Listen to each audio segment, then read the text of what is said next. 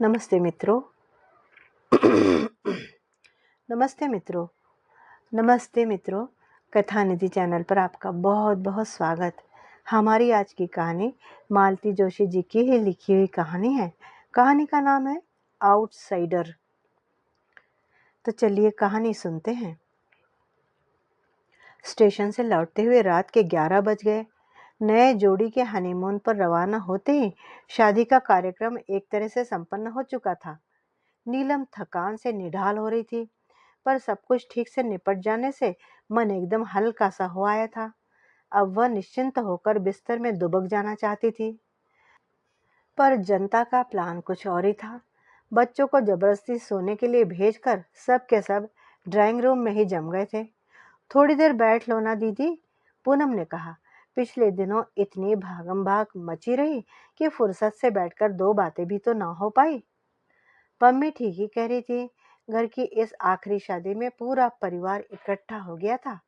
सुदीप तो इतनी दूर कनाडा से आया था, पर कुशल क्षेम पूछने के अतिरिक्त उससे भी ज्यादा बात करने का वक्त नहीं मिल पाया था। पूरे वक्त आपाधापी ही मची रही। अब जाकर थोड़ी फुर्सत मिली है तो इन लोगों के जाने की घड़ी भी पास आ गई। पूनम 4 दिन बाद अपने ससुराल चली जाएगी। सुदीप भी अपने ससुराल वालों से मिलना चाहेगा। भला इतनी दूर बार बार आना कहाँ होता है। शादी के बाद पहली बार तो आना हुआ है। सुषमा भी तो अपनों से मिलने के लिए कुल बुला रही है। सोने का प्रोग्राम मुलतवी करके नीलम अपनी प्रिय कुर्सी पर बैठ गई। एक सुमित को छोड़कर उसका पूरा परिवार उसके सामने था। सुदीप, सुजीत, दोनों भाई, उनकी बहुएं सुषमा और अलका, बहन पूनम और उसके पति नरेश। अपने इसी परिवार के लिए वे पिछले 25 वर्षों से खटती आ रही थी। आज छोटे की शादी के साथ उसकी सारी जिम्मेदारियां पूरी हो गई थी। वह अपने आप को बहुत हल्का और कृतार्थ महसूस कर रही थी।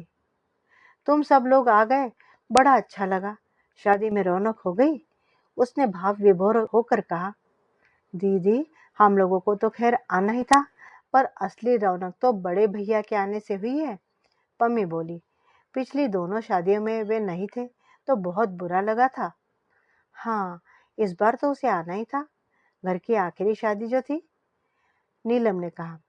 अरे इसके लिए तो समधी जी से भी लड़ गई थी। साफ कह दिया था कि भाई साहब, जब तक बड़े का प्रोग्राम नहीं आता है मैं शादी की तारीख तय नहीं कर पाऊंगी। घर की आखिरी शादी है, सबका होना निहायत जरूरी है। दीदी, तुमने मेरी छुट्टी का इंतजार किया, सचमुच बड़ा अच्छा किया, पर बार बार ये आखिरी शादी का जुमला क्यों रट रही हो। दीपू, मेरा मतलब इस जनरेशन की शादियों से था। तुम्हारी प्रिया तो अभी बहुत छोटी है। मैं प्रिया की शादी की बात नहीं कर रहा। मैं तो दरअसल, कहते कहते सुदीप चुप हो गया। सहारे के लिए उसने सुजीत और पूनम की ओर देखा। सुजीत ने तो संकोच से आंखें झुका ली, पर पूनम तो हमेशा से बोल्ड रही है। झट से बोल पड़ी। दीदी, बड़े भैया का मतलब है कि अब आपकी सारी जिम्मेदारियां समाप्त हो गई है। अब आपको भी सेटल हो जाना चाहिए। But I am quite well settled. अरे उनका मतलब है अब आपको भी शादी कर लेनी चाहिए। पम्मी, तुम पागल हो गई क्या। नीलम ने बहन को बुरी तरह डांट दिया। उसे सचमुच गुस्सा आ रहा था। भला ये भी कोई बात हुई। सामने घर के दामाद बैठे हैं, बहुएं बैठी हैं, उनके सामने इस तरह की बचकानी बातें कहनी चाहिए भला। ये तो अच्छा हुआ जो सुमित और नेहा चले गए हैं, नहीं तो वह नई लड़की अपने मन में क्या सोचती। छी छी। अभी वे अपनी शर्म से उबर भी न पाई थी कि नरेश बोल उठे। दीदी, पम्मी ठीक कह रही है।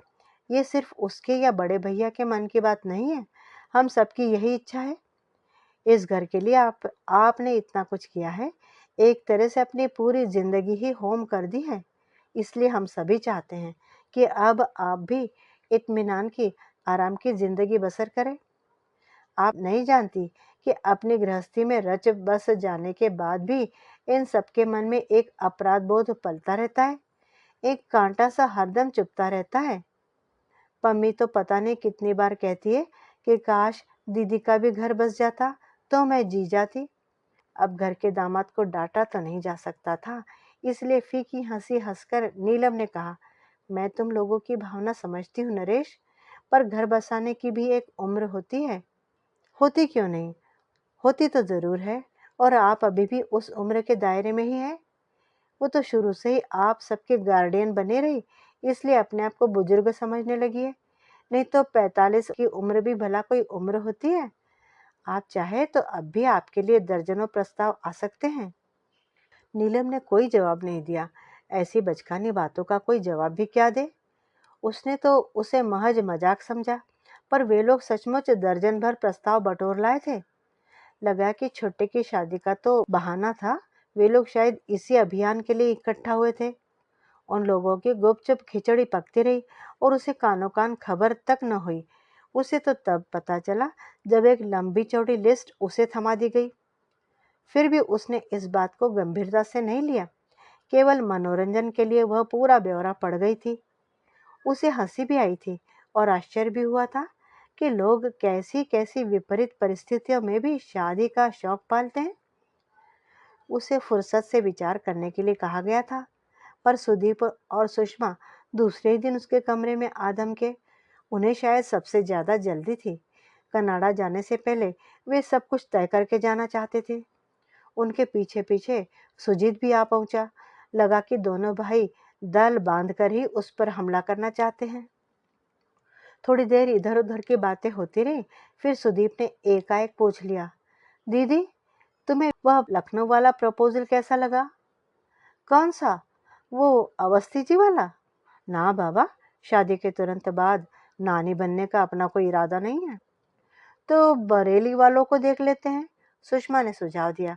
उनके 2 बेटे ही हैं शायद, और वे भी अभी छोटे हैं, और उन बेटों को भी वे हॉस्टल में रखने को तैयार है। सुदीप ने जानकारी दी। इसी को कहते हैं हिपोक्रेसी। इधर तो ये प्रचारित करेंगे कि हम सब सिर्फ बच्चों के लिए शादी कर रहे हैं, और फिर उन्हीं बच्चों को हॉस्टल में ठूसने को भी तैयार। ऐसे दो मुंह लोगों से तो मुझे सख्त नफरत है। अच्छा, जाने दो बरेली वालों को, सुजीत बोला। मुझे तो नरेश जी के जीजाजी वाला प्रस्ताव बहुत अच्छा लगा है। एक तो महाशय डिप्टी कलेक्टर है, दूसरे थोड़ा बहुत लिखने पढ़ने का शौक भी रखते हैं। He will be a perfect companion for you.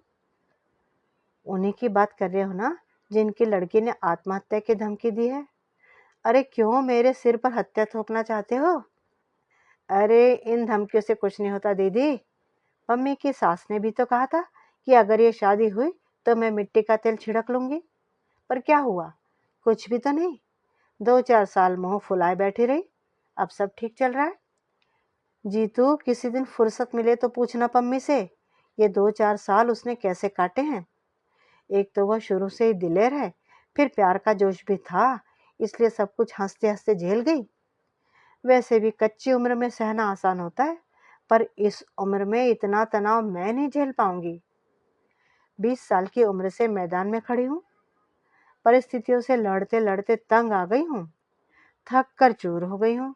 अब जाकर थोड़ा सुस्ताने की मोहलत मिली है। मैं इस मोहलत को भरपूर एंजॉय करना चाहती हूँ। ये मत समझना कि मैं तुम्हारी भावनाओं को समझती नहीं हूँ। समझती भी हूँ और कदर भी करती हूँ, पर मेरे लिए इतनी सोच विचार करने की जरूरत नहीं है। अब मैं सिर्फ शांति चाहती हूँ। शांति और आराम, बस, इससे ज्यादा कुछ नहीं। Thanks all the same. तीनों अपना सा मुंह लिए उठ गए। कमरे से बाहर 2-4 कदम ही गए होंगे कि सुषमा बोल पड़ी। मुझे तो मालूम ही था वे मना कर देंगी।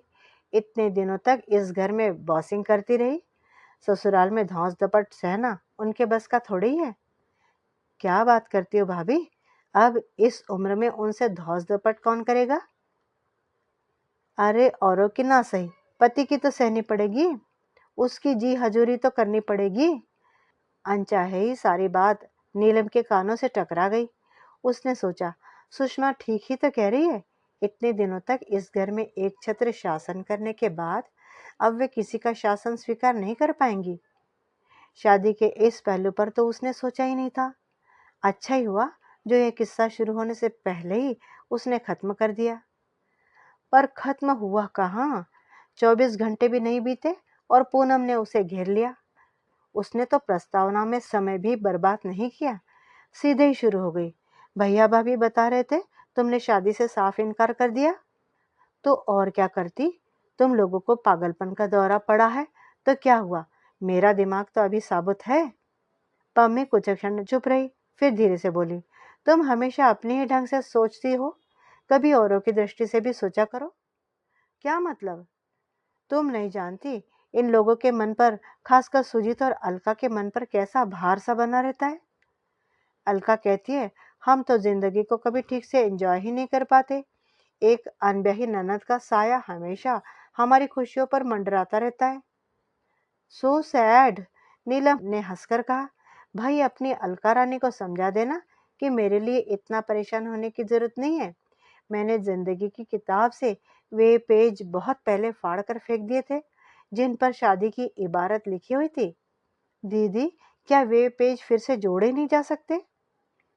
पम्मी तुम नहीं जानती अरमानों को दफन करना कितना असहनीय होता है, उन्हें वापस जिलाना तो शायद और भी पीड़ा देगा। और मुझे डर है कि अगर मुझे मजबूर किया गया तो मैं सपनों के टूटे हुए सिरे को वहीं से उठाना चाहूंगी जहां छोड़ा था। मैं समझी नहीं दीदी।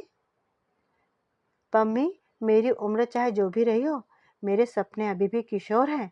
मेरे भाई लोग जैसे एंटिक पीसेस मेरे सामने परोस रहे हैं, उनसे इनका कोई मेल नहीं है। दीदी, ट्राई टू बी प्रैक्टिकल।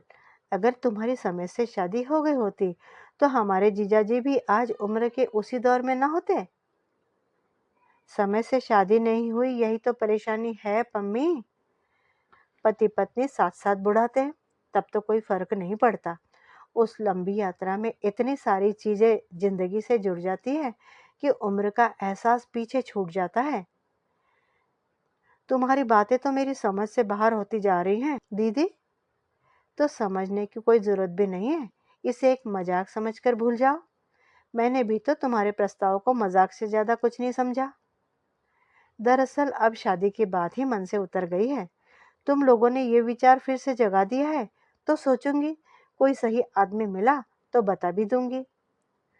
पर अब इस उम्र में मैं कोई रिश्ता जबरदस्ती नहीं ओढ़ सकती। सॉरी। एक बात और थी दीदी। अब क्या रह गया? दीदी, तुमने इस घर को लाख अपने खून से सींचा हो, पर यह घर कभी तुम्हारा अपना तो हो नहीं सकता। तुम यहाँ हमेशा आउटसाइडर ही रहोगी। क्या बात करती हो? मैं सच कह रही हूँ दीदी। अभी तो तुम्हारे पास अपनी नौकरी है, इसलिए कोई फर्क नहीं पड़ता। पर कल को जब रिटायर हो जाओगी तो तुम्हारी हैसियत इस घर में एक फालतू सामान की सी रह जाएगी। तब तुम्हें हमारी बातें याद आएंगी। नीलम कहने को हुई कि जिस दिन ऐसा होगा मैं तुम्हारे यहाँ चली जाऊंगी, पर कहा नहीं। यह प्रस्ताव तो पूनम को खुद देना चाहिए था, नहीं दिया तो बुरा भी लगा, पर चुप लगा गई। अब इससे क्या कहें, वह बेचारी तो खुद ससुराल के आतंक से त्रस्त है। कहना होगा तो सुदीप से कहेगी, खुद तो इंजीनियर बनते ही शादी कर ली और विदेश चला गया, दोबारा पलट कर भी नहीं देखा। तब का गया अब आया है, वहां बैठकर दीदी का ख्याल नहीं आया। अब जब सारी जिम्मेदारियां खत्म हो गई हैं तो दीदी की शादी का शौक सवार हुआ है। लेकिन सुदीप से भी वह कुछ नहीं कहेंगी। अपने भाई बहनों पर उसकी अपार ममता है। शिकायत कभी अगर थी तो वह अम्मा से थी। माँ होकर भी उन्होंने पक्षपात किया। कमाने का भार बड़ी बेटी के कंधों पर डालकर वे बाकी बच्चों का लालन पालन करती रही। उम्र नीलम की मुट्ठी में से रेत की तरह फिसलती रही और अम्मा जानकर अनजान बनी रही। पिता की आकस्मिक मृत्यु के बाद जब उसने घर की बागडोर संभाली थी, तब ये नहीं सोचा था कि अब यही उसकी नियति होगी। मन में एक क्षीण सी आशा थी कि कल को भाई जब किसी लायक हो जाएंगे तो वह अपनी जिंदगी जी सकेगी, पर वह आशा दुराशा ही साबित हुई। दीपू के इंजीनियर होते ही उसके लिए रिश्ते आने लगे। अम्मा एकाएक बहू का चेहरा देखने के लिए व्यग्र हो उठी। शादी के बाद जब दीपू के साले ने उसे कनाडा बुला लिया तो उससे ज्यादा खुशी तो अम्मा को हुई। घर में एक अनब्याही लड़की बैठी है और उसकी शादी बेहद जरूरी है, इस तथ्य से अम्मा ने जैसे आंखें ही मूंद ली थी। अगर वे जानती कि बेटे को हमेशा के लिए विदा कर रही हैं तो शायद अम्मा इतनी उत्साहित न होती। अपने अंतिम दिनों में वे बेटे को देखने के लिए तरस गई थी। चिट्ठियों से अब उनका मन नहीं भरता था, पर नीलम की हर चिट्ठी का जवाब यही होता था कि दीदी, इतनी जल्दी इतने सारे रुपए का जुगाड़ करना बहुत कठिन है, और मैं बार बार सुषमा के भाई के आगे हाथ फैलाना नहीं चाहता। बेचारी अम्मा, मरने के बाद भी उन्हें बड़े बेटे का न कंधा नसीब हुआ, न तर्पण। उन दिनों प्रिया होने वाली थी और सुदीप का वहां होना बेहद जरूरी था, और फिर एक बार इमरजेंसी बीत गई तो उसका आना टलता ही चला गया। सुजीत बीकॉम करके बैंक में लग गया था, पर उसका सामर्थ्य इतना नहीं था कि वह पूनम की शादी भी करता और सुमित की मेडिकल की पढ़ाई का खर्चा भी उठाता। इसलिए नीलम को मोर्चे पर डटा रहना पड़ा। पूनम की शादी का तो अच्छा खासा नाटक ही हो गया था। बड़ी कठिनाई से उन लोगों का मुंह बंद किया जा सका। फिर अच्छी सी लड़की देखकर उसने सुजीत की शादी भी कर दी। पूनम के जाने के बाद घर एकदम सूना हो गया था। अलका ने आकर उस सूनेपन को भर दिया। सुमित की शादी के लिए उसे सिर नहीं खपाना पड़ा, उसने खुद ही तय कर ली थी। घर की यह आखिरी शादी थी, बड़ी धूमधाम से संपन्न हुई। अपने सारे कर्तव्यों से निवृत्त होकर कितनी खुश थी नीलम, पर इस बेवक्त की शहनाई ने सब गुड़ गोबर कर दिया। गनीमत ये हुई कि उसकी शादी का प्रसंग जिस तेजी के साथ उठा था, उतनी ही तेजी से दब भी गया। पम्मी के चले जाने के बाद तो किसी ने चर्चा तक नहीं की। जिंदगी फिर से अपने ढर्रे पर चलने लगी थी। लोग अपने आप में मसरूफ हो गए थे। सुमित और नेहा गोवा से लौट आए थे और अब सुदीप का सामान बंध रहा था। उसने शादी के लिए 15 दिन की छुट्टी ले रखी थी, पर उसका मन हुआ कुछ दिन और बढ़ा ले, ताकि ज्यादा से ज्यादा समय दीपू के साथ बिता सके। उस दिन ज्वाइन करने के लिए कॉलेज गई तो साथ में एक एप्लीकेशन भी लेती गई। प्रिंसिपल मैडम ने उस एप्लीकेशन की ओर देखा भी नहीं। बोली, आज तुम नहीं आती तो घर पर संदेशा भेजने वाली थी। क्यों, कोई जरूरी काम था क्या? हाँ, ट्रांसफर ऑर्डर आया है तुम्हारा। ट्रांसफर और प्रमोशन एक साथ। प्रिंसिपल बनकर जा रही हो। कहाँ? खैर, जगह तो बहुत दूर बस्तर में है, पर सुनते हैं बड़ी शांत जगह है। कॉलेज भी नया नया है तो ज्यादा समस्याएं भी नहीं होंगी। लेकिन मैडम, अरे भाई, अब क्या परेशानी है? अब तो तुम्हारी सारी जवाबदारियां खत्म हो गई हैं, और भगवान की दया से you are a free bird now. तुम्हें तो अब ऐसे चैलेंजेस खुशी खुशी स्वीकार कर लेने चाहिए, बल्कि आगे बढ़कर खुद लेना चाहिए। सो तो ठीक है मैम, पर मुझे नहीं लगता कि मेरे भाई लोग मुझे इतनी दूर जाने देंगे। देख लो, पर मुझे लगता है बार बार प्रमोशन रिफ्यूज करना ठीक नहीं है। मेरे ख्याल से यह तीसरी बार हो रहा है। मैम फिर अपनी फाइलों में व्यस्त हो गई थी। छुट्टी की एप्लीकेशन उनके सामने सरका कर वह लौट आई। घर आते हुए रास्ते में उसने ढेर सारी खरीदारी की। सुदीप के लिए खादी का सूट लेंथ और कुर्ते पजामे, सुषमा के लिए कोसा और चंदेरी साड़ियाँ, प्रिया के लिए सब प्रांतों की गुड़ियों का पूरा सेट, साथ ही प्रिया के मनपसंद रसगुल्ले भी। घर पहुंचकर अपने कमरे में जाने के बजाय वह सीधे दीपू के कमरे की ओर चली गई, परंतु पैर दरवाजे में ठिठक गए। भीतर देवरानी जेठानी का प्रेमालाप चल रहा था। अलका कह रही थी, आप तो लकी हैं जी, फुर्स से उड़ जाएंगी। या नेहा भी 4 दिन बाद छोटू के साथ बाहर चली जाएगी। उम्र कैद तो हम लिखा कर लाए हैं, सो भुगतेंगे ही। क्या करे भाई, हमने तो बहुत कोशिश करी, पर वह टस से मस नहीं हुई। अब यही समझो कि वे हमारी ननंद नहीं, सास है, और उन्हें हमेशा हमारे साथ ही रहना है। नीलम तो जैसे काठ की हो आई। उसे अपने कानों पर विश्वास ही नहीं हुआ। उसके आगे पीछे डोलने वाली, उससे मिश्री घुले स्वर में बात करने वाली अलका, उससे क्या सचमुच इतना ऊब गई है कि उसका साथ उसे उम्र कैद सा लगने लगा है? और अलका को उस उम्र कैद से रिहाई दिलाने के लिए ही शायद उसकी शादी का प्रपंच रचा जा रहा है। वाह, इसके बाद तो वहां खड़े रहना या उन लोगों से सामना करना उसके लिए संभव नहीं था। वह दबे पांव कमरे में लौट आई। इतनी देर तक हाथ में थामा हुआ सारा सामान उसने पलंग पर पटक दिया। अब उसे एहसास हुआ कि उसके हाथ दर्द कर रहे हैं, पर यह बोझ तो कुछ भी नहीं था। इससे 10 गुना बोझ तो उसके मन पर था। उसे वह कहाँ खाली करती? उस दर्द से निजात पाना क्या संभव था? रात खाने की मेज पर रसगुल्लों का एक बड़ा सा डोंगा सजा हुआ था। उसने शाही अंदाज में ऐलान किया, ये मेरे प्रमोशन की मिठाई है, प्रिंसिपल बनकर जा रही हूँ। अरे वाह, कहाँ? जगह तो खैर बहुत दूर, बस्तर में है। भाई आजकल हर कहीं तो कॉलेज खुल गए हैं, पर सुनते हैं जगह बड़ी शांत है। मुझे तो इस समय सबसे ज्यादा शांति की ही जरूरत है। इस आपाधापी से तंग आ गई हूँ। फिर बार बार प्रमोशन ठुकराना अच्छा भी नहीं लगता।